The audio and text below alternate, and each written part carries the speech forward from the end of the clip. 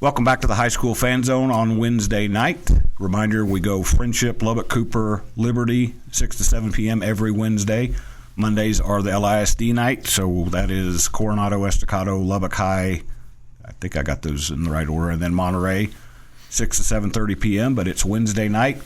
It is a little after 6:20, so we're going to talk some Lubbock Cooper girls soccer with my friend Trevor Burkhead, and he brought Savannah Woods to his right if you're watching on TV, and Mandi Santos to my left if you're watching on TV.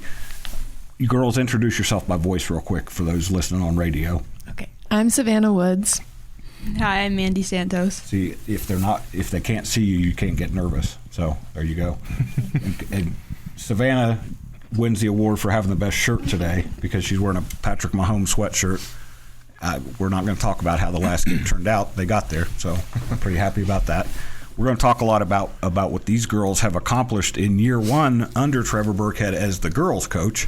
Last time you were on, you were in with Riley, and we talked about the transition. Riley had a great year, too. Mm-hmm. They're playoff bound. You're playoff bound, and I told you I would let you give out the information about where your girls are headed. Yeah, so both the girls and the boys, they're both playing Wichita Falls Memorial. On Friday the 21st, we have a doubleheader at home.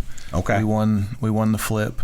Did Max do the flip? And Max is usually pretty good at flips. So the last 4 years, I've been doing the whole, we pick whether it's a conference tournament game or the big game. We had the Colorado TCU barn burner the other day, and we picked, we got even, and so we won that one. So we're doing a doubleheader at 4 o'clock and 6 o'clock. Our girls are at 4, okay, and our guys are at 6 on Friday the 21st. Friday the 21st. So the different playoff system, for those who don't, well, I think we've talked about it in every sport, but it's 4 teams make the playoffs now, but 2 go big school, 2 go small school. So I heard somebody say, well, that's watered down. It's not watered down. Some ways that makes it a little trickier. Your friends at Liberty have found that out in basketball. Yeah. Both teams. It doesn't necessarily make it easier. It just makes it more compact. And that's how it was with us. Like the number 1 seed and overall seed for that by-district was a small school, and the number 2 overall seed was a small school. Yep. The thing is, you're in the playoffs, mm-hmm. and you have to beat good teams when you get to the playoffs eventually. Maybe not always in the first round, but it sounds like you guys get to jump in right away. You guys are in the playoffs. Okay, and I'm going to pick this scab a little bit because we talked before the season. You did not make the playoffs last year, correct? We made playoffs last year. We didn't make it sophomore year. Okay, I knew it was one of those because as freshmen, it was the year that you went to the regional tournament and had that crazy run. Well, it's good to be back again, but Savannah, how hungry is this team? I remember that was a question we talked a lot about. How hungry is this team to get there and make some noise? I think we're all very hungry for it. I think we all really want this since it's most of our last year. We want to end on the same note that we came in on. So all of us are working our butts off every practice, every game, just to see how far we can go this year. There you go, Mandi. She set the table for you. You can piggyback on what she said there. I agree. I think everyone's working really hard for it. Effort is something that we've preached from the beginning of the season until now, and so it's going to go through playoffs, and we're all going to work really hard and get very far, I think. And when I talked to you guys early in the season, I think when Coach came on, it was just him and Riley. There were no players with, so we didn't talk that night. But when we talked early in the season, there was some transition adjustment going from Coach Bridget to Coach Trevor. Different people, different ways of doing things. And there's growing pains. Everybody, it doesn't matter who, there's always growing pains. How have you guys kind of steered through that, and how has that helped make you better as you've learned Coach and he's learned you? I think just like any change, it's going to allow you to persevere through things and learn how to adapt to new environments. And they're both different coaches in their own way, and we've both grown under each coach. And so it's just a new experience for both, and I think it's been great with both of them as well.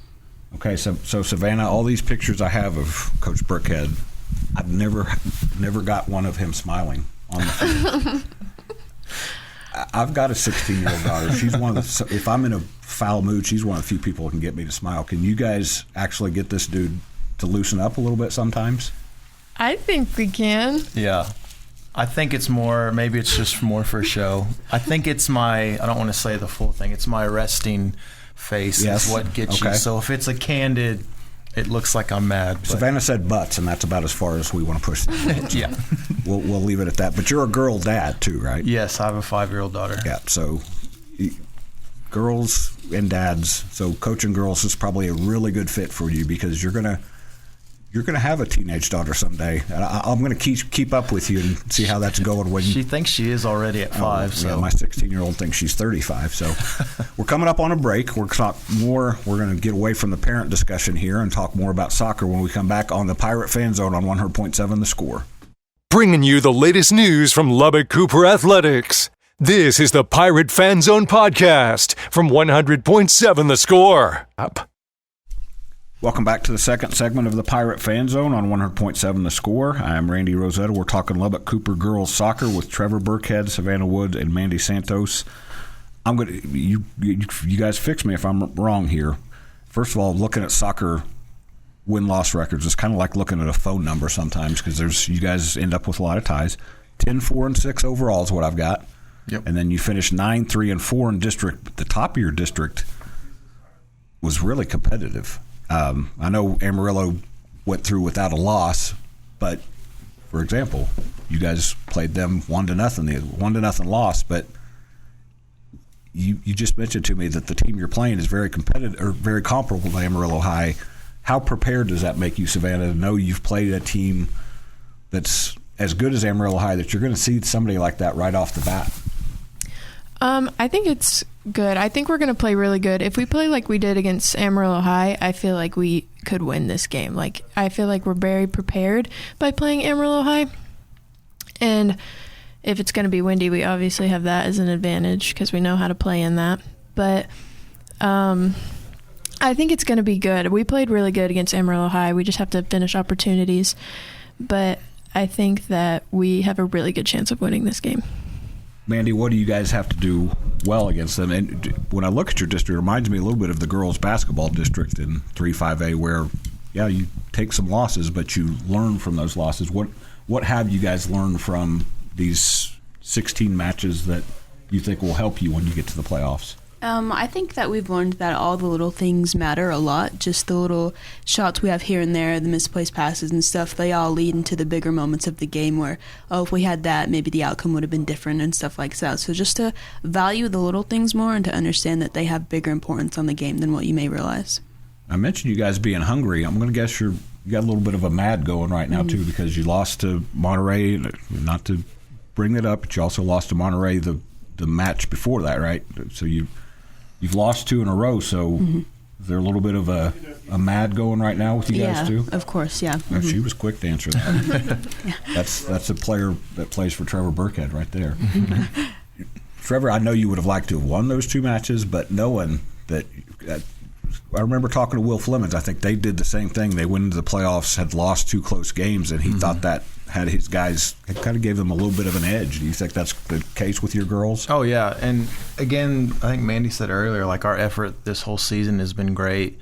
And everybody individually might have a little bit more fire. Like, both of these definitely have it. I mean, I've had talks with her after games because I hate to lose. Sometimes I show that a little too much, and Mandi for sure is another player like that. So we have to kind of talk to each other, bring each other down a little bit. But I want competitors, I want players on my team that they're not okay with losing, even if we play good, which I thought we had a pretty good game yesterday.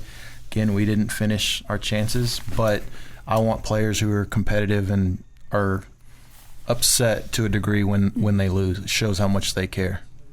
Scoring in soccer is such a big release when it happens anytime. But Savannah, you guys haven't scored in a little bit in those 2 matches. When that first goal gets scored Friday night, so I'm speaking it into existence. When that first goal gets scored next Friday night, how much will that kind of throw some gasoline on the fire for you guys? I think it's going to help us a lot. I think everybody's going to be pretty excited. It's going to be a good thing. I'm really excited for the game. And once we score, which because we will, it's just I feel like it's going to fuel us more to just keep going and keep getting them and keep the score up and not let down and not get content with the game. because we know how bad we want this win, and we know how bad we want to score since we haven't in the past few games. We'll go back to your freshman year again. That team was so freshman-oriented. You guys didn't know the playoffs. You didn't know how good you were supposed to be. You just went out and just, this is different because there's a lot of older girls. How has it been different getting ready for the playoffs? You just started getting ready, but knowing you were going to the playoffs, how has that mindset been different than – because like I said, my daughter was 14 and a freshman once, and she's much more mature now. How much does maturity help you now to be ready for the playoffs? I feel like it helps us mentally prepare for a lot of stuff because our freshman year we just kind of went out and played and just hoped for the best. We didn't really know anything about the playoffs. But now that we have experienced it multiple times, we're researching and we're like figuring out what we need to do to win certain games and how we need to defend and what like our best attack could be. So just like knowledge of the game and knowledge of how we could win, I feel like has increased a lot from our freshman year. All right, Mandi, give me chapter 2 on that. What do you think is different now as seniors getting ready for the playoffs compared to when you were freshmen and just happy to be there? I think as seniors, we're able to hold each other more accountable. As a freshman, I think we all just kind of went in with no expectations, and we came with really good outcomes. But as we've grown, we've been able to hold each other accountable for certain roles we have on the field and taking responsibility for actions on and off the field as well. I think I can guess the answer to this. I'm going to ask Coach this one. I know that you'd like having the week between the end of the season and but that's a long – I know you get to work your girls, you get to practice and prepare, but that seems like a long wait just to get back out there. Normally I would say, this is a little bit too long, but just this district and, I mean, you see how tight it was at the top. 16 games for district is – to me insane. That's so many games. So I'm actually happy this time around because we just physically and mentally we need to rest, and so we have that chance. Like we played yesterday, we're off today, we're off tomorrow, we're off Friday. We're kind of treating it like what we used to when we had spring break that last week of district, and then Monday we get back at it during spring break. We'll practice every day, Monday, Tuesday, Wednesday, Thursday, and so we get time to rest, relax, reset, and then we're back at it Monday. Get prepared. See, that sounds like Coach is kind of easing up. Is that what you guys read into that? No, I think it's a much-needed rest time. I totally can understand that. And I think what's cool for you guys is you get to be kids for a few days, too. You can just kind of mentally decompress a little bit because, like Coach said, it's hard enough for coaches to go through that 16-game grind. Older people like us deal with it, but you guys have to physically do it. Does it feel like you've played 16 games the last 2.5 months? Yes, I can't name a few. My knees, my thighs, everything has scrapes from the turf. So it's been rough, yeah. What about you, Savannah? Are you in one piece? I'm doing pretty good. It definitely has felt like 16 games, but it's also flown by pretty fast.